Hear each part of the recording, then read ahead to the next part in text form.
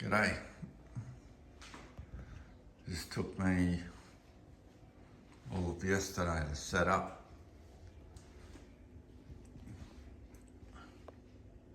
I made all these little tags, which is from a spreadsheet. I keep a spreadsheet of all this stuff. I just changed the spreadsheet a little bit so that I was able to print. So it just prints a few details like the name. The second line is who made it. If I know who made it, I'll put the name there.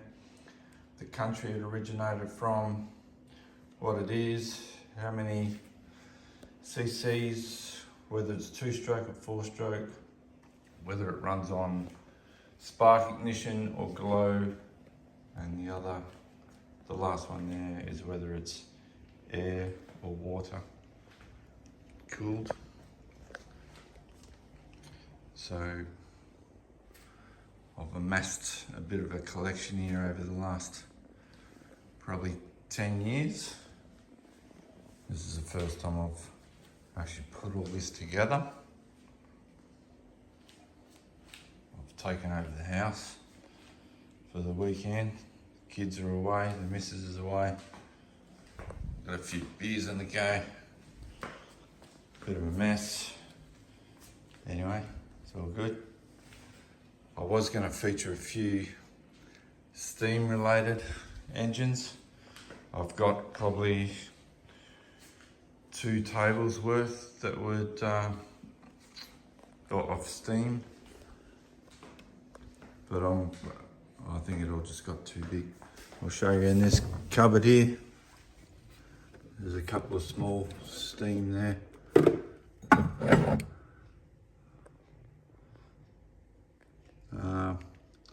I started collecting this stuff back in about 2008, I reckon.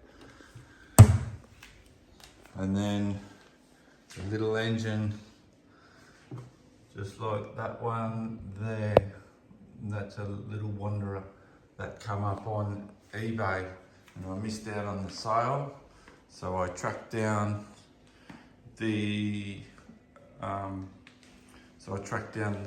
manufacturer of that engine.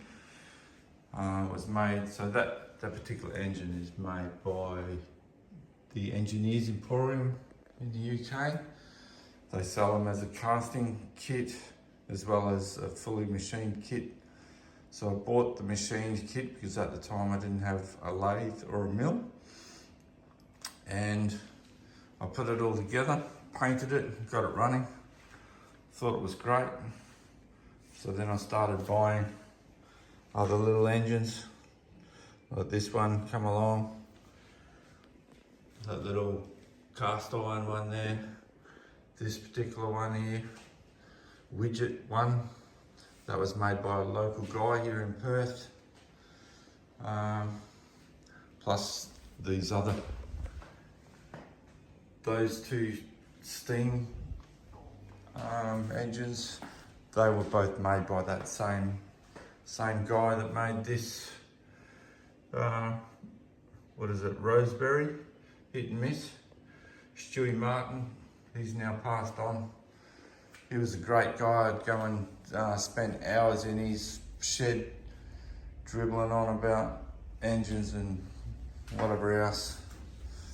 Yeah, anyway, he's gone now. Just while we're talking about people that have passed, I want to acknowledge and pay my respects to Mark Thomas. A couple of these little engines here come from his collection, and pretty much all of what's on this table here came from Mark's collection when he passed away about 2 years ago. The engine that normally sits on this stand here, it's a Philtech V12, which is in Melbourne at the moment getting work done on it. So I bought that engine from Mark as well as this Luther V8 I bought this engine from Mark before he passed away. I'll show you a couple of other engines. This comes from Mark. I first met Mark when he started selling some of his engines, so I was buying them from him before he passed. So this is a Conley 120. What else? So this is a Profi ME V8. This come from Mark. This Profi is 1/6 scale. That come from Mark's collection, as well as this little air-cooled 2cc inline 4 that come from Mark's collection. Anyway, that's about it for now. So I'm going to make another video and I'll tie it to the back end of this one, and I'll go through these and have a bit of a chat. Okay, so this is table number 1. So I'm going to talk about these engines. Hopefully I don't blabber on too much. I've made these little cards up. So I've got the name of the engine, the person that made it, if I know it, the country it originated from, what it is, the CC capacity, if I know it. 4 means it's a 4-stroke, so it runs on glow ignition and it's water cooled. So this particular engine is a Luther. It was made in about 2008. I've had this engine in my collection for about a year now. I've had to do work to the base, made a new ignition system underneath. So it's ready to fire up. So all I've got to do is find the correct oil for it and I'll be starting it up. This is a Schillings, made by Herbert Schillings, Germany, around 1970s. So it's a V8 76 cc 4-stroke glow ignition, and it uses air and water for cooling. So this particular engine was made by Rolf Luther, who used to work for Herbert Schillings at one stage. So that's why the Luthers look similar to the Schillings. They've got a very similar internal structure. So I've had to build this base, made that little box down there that holds the little ignition driver. So it's got batteries underneath the base. What else? That's about it. A couple of relays. I fitted this starter motor to it as well. It does look a lot different to when I bought it. When I bought it, it had been changed around a bit. It had different heads on it, or sorry, different rocker covers and different intake manifold. So I've changed it back to what it would have looked like originally. But I'll post up a picture of what it looked like when I bought it anyway. So this is a Roy Amsbury. This is quite a heavy engine, weighs 16 kilo. It's made of all brass. It's made by piecing bits and pieces together. So all the heads, the block, everything was just made of sheet brass that's all soldered together. Even the crank is all pieced together. So this looks a little bit different to when I bought it. I'll post up a picture of that as well. I've got the radiator out of a Land Cruiser. It's a heater core. So I dressed that up. I had to make the distributor, I made the fuel tank, and underneath the base it's got the, what is it? It's a CDI unit for the ignition, and what else is under there? That's about it, a couple of batteries. So yeah, it's quite a big, heavy engine, that one. So here we have this is a Conley V8. This is made in the early 90s. Made in the USA. It's a V8, what is that, 50cc, 4-stroke, low ignition, water cooling. So this was my first V8 that I bought. It had never been ran before I bought it. I made the base for it. Found that radiator. Made up this plate here for it. Made that up. So I've got my ignition for my glow drivers. Got a fan, start, got a fuse. So I've got a couple of ports here that I can charge it. So I made this one up before I had a lathe or a mill or anything like that. Yeah, made the little tank. Works all right, works well. So this is another engine made by Conley. This is a Stinger 6.09. It's 100cc, 4-stroke spark ignition. So this one's got a working distributor. It's got a water pump. This is a dummy alternator, and it's actually got a fuel pump in the back. It's got a scavenger oil pump. Got the ignition module in this little box down the bottom. So I made the base up. It's got a working supercharger. It's got twin carburetors. It's got a dummy gearbox on the back. I've owned this since about 2016. Still haven't run it yet. I've got all the bits and pieces for making the base for it. I just haven't got around to it. So this is a Toyan, what is it, FSV 800, made by Toyan and Howin. Comes out of China. 28cc, 4-stroke glow ignition with water cooling. I did try and make this one to run on CDI with spark ignition. I couldn't get it to run. I had troubles with the coils burning out, or the CDI units burning out, and it's stray sparks, and it's giving me headaches. And I don't know, I was wasting a lot of time on it.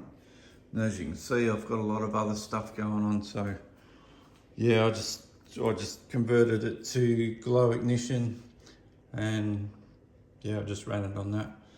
So it's got a blower here. I also changed a couple of things. It changed this linkage so that it all opens correctly. The blower, it's a working blower. Well, supposed to be a working blower, but I couldn't get this one working. So I took the guts out of it, and now it's just got a straight shaft there. I added this pulley drive on the front to, I guess, take the pressure away from this belt. I can pull all this off without upsetting the timing, and it kind of looks cool, even though it doesn't work properly. So, I mean, it runs all right. I've drilled all the induction ports out, all the exhaust ports. I drilled them out as big as I could. In the valley cover, I drilled all those ports out, drilled the holes out. Tried to get as much airflow as I could. I think the engine appreciates it. It does run a little bit better, but anyway, I was just spending too much time on it, so I've moved on from it.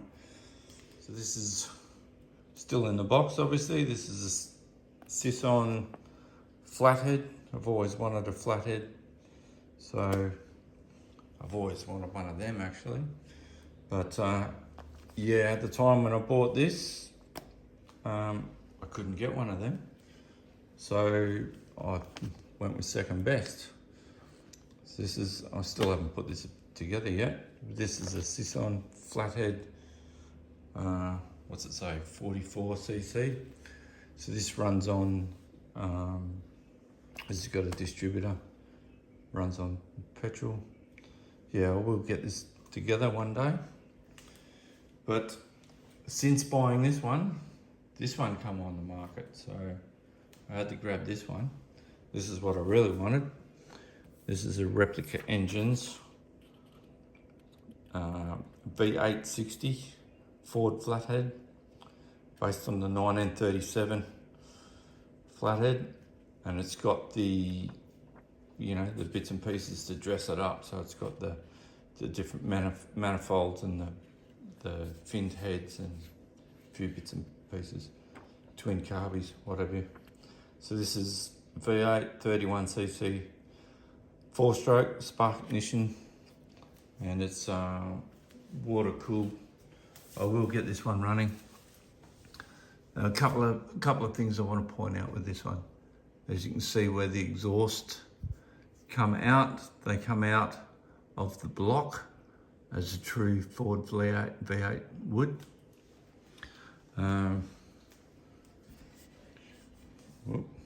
Whereas this one,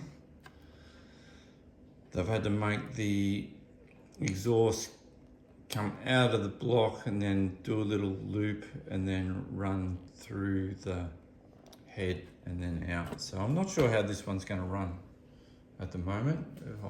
I'm assuming it'll get hot, but anyway, that's a beautiful little engine, that one. Moving on to the Howin. So this is the Howin, made from Jerry Howell plans in the UK. So it's a V4 32cc 4-stroke spark ignition with water cooling. I'm not sure who made this engine. It came, when I bought it, it was practically complete. A couple of things that I had to make. I made the fuel tank, I made these exhaust tips. Inside here, you can't see it, there's a little manifold. Oh, there's a fuel cap there. Oh, sorry, radiator cap. Yeah, I had to make a little manifold for the water.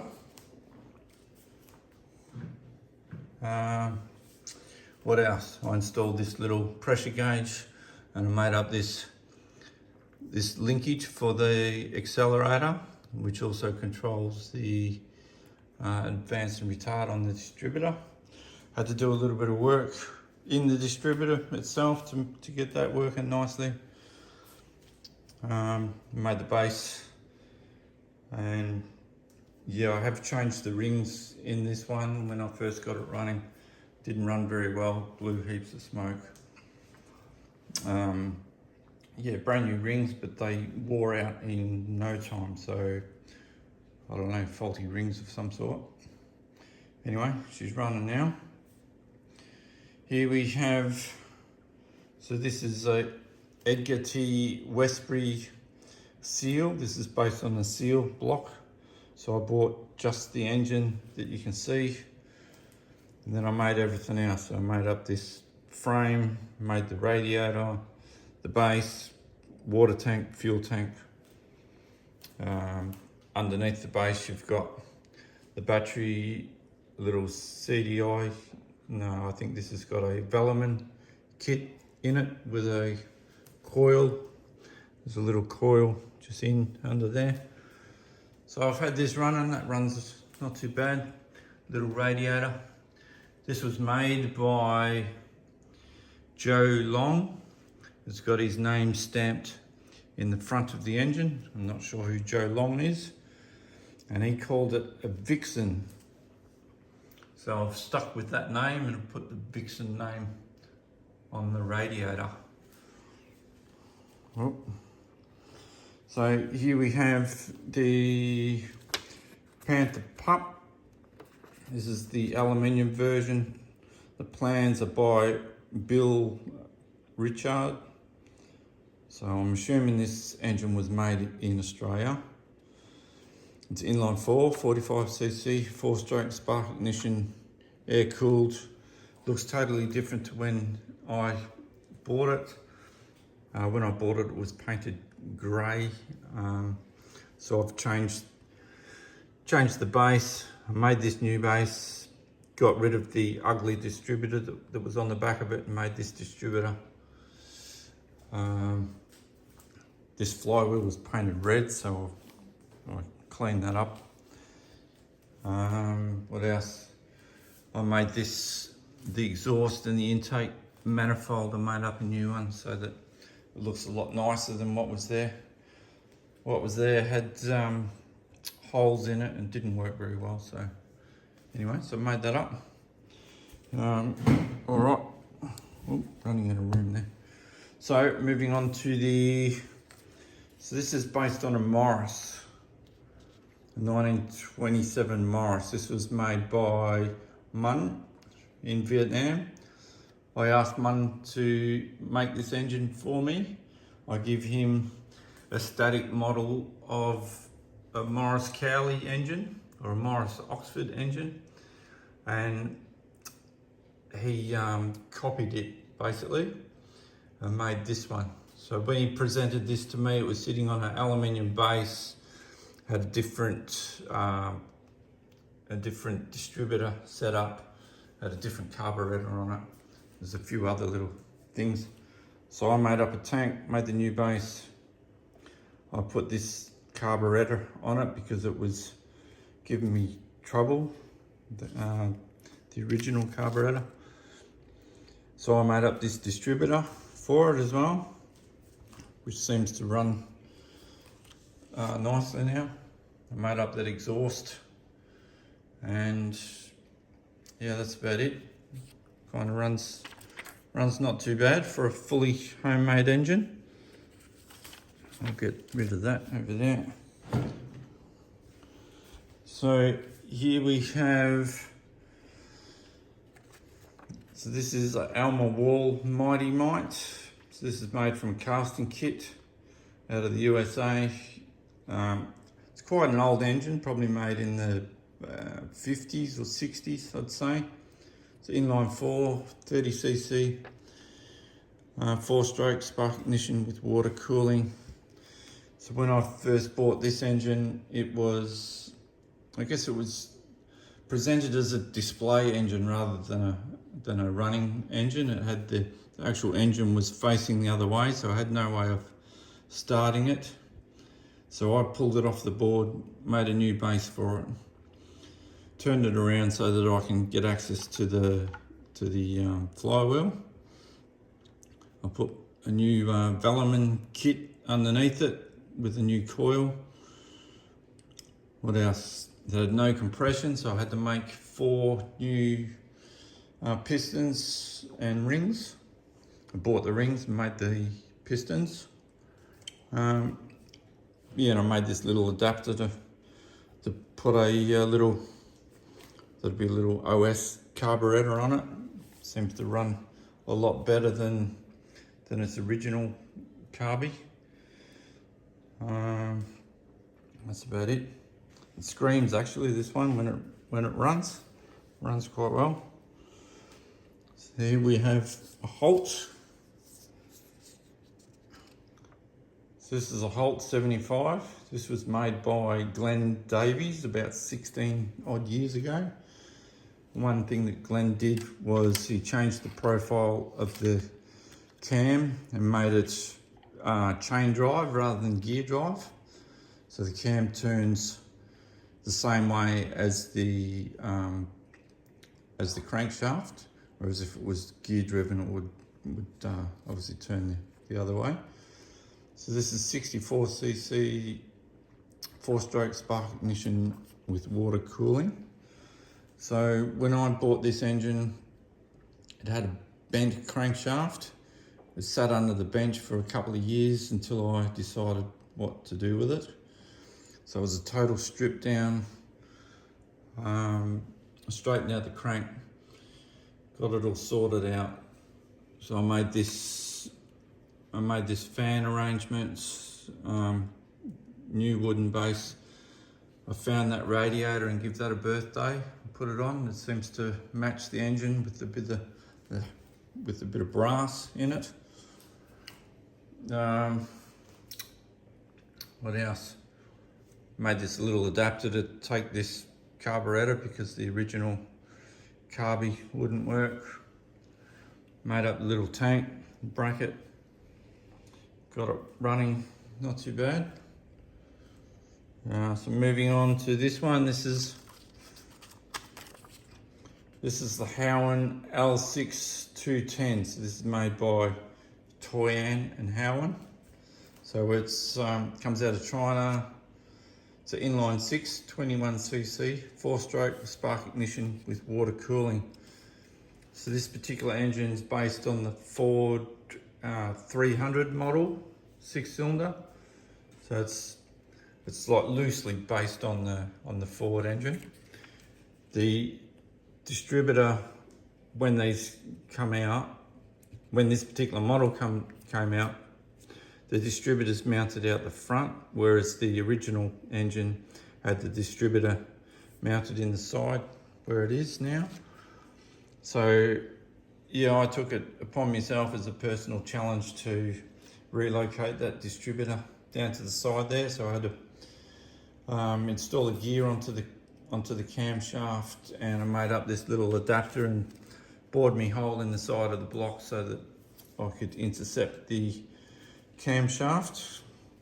I made up this air cleaner, just bought the tank, made the base around the front here, because I had a hole here. I just made up a base, or a little plate there, which sort of resembles what the Ford would have looked like down there. Just made a couple little pieces for the water discharge on the engine. What else? Just give it a bit of a polish to dress it up a bit. It's a nice looking little engine. I just haven't had it running yet, so it's ready to run, so I will get that running one day. I'll lift up the base on this just so you can see what goes on underneath the base. So I've got a CDI unit, there's a water pump there, there's a couple of little DC converters down the bottom, and there's a tank there just to help with the cooling, just to give it a bit more capacity. So this is a homemade aero V12, 54cc, it's 4-stroke glow ignition, V12. It uses water for cooling. So it's got, down here, it's got little runners running along the side of the block for your water passages. It's got a reduction gearbox in the front. You fit a propeller on the front. It's got belt drive for the single overhead cams. I've tried to get it running. It had no compression, so when I dismantled it, I found that the pistons were, I guess, machined undersized, so I need to make new pistons for this one. So that's another project that's ongoing. This is what's left of my Philtech V12. So there's a lovely engine sits in there. At the moment it's in Melbourne getting work done to it. It's getting a new internals installed to it. So this was made by Philtech.com.au, a guy by the name of Phil Morton. V12, this is 108cc, it's 2-stroke, glow ignition. This particular model is air cooled. The model that he makes now is water cooled. But the internals from the water cooled engine will fit the air cooled. So Phil is updating my engine for me at the moment. I'm going to get that running, so I'll have a video out on it eventually one day. All right, that's it for this table. I'll see you again. Thank you.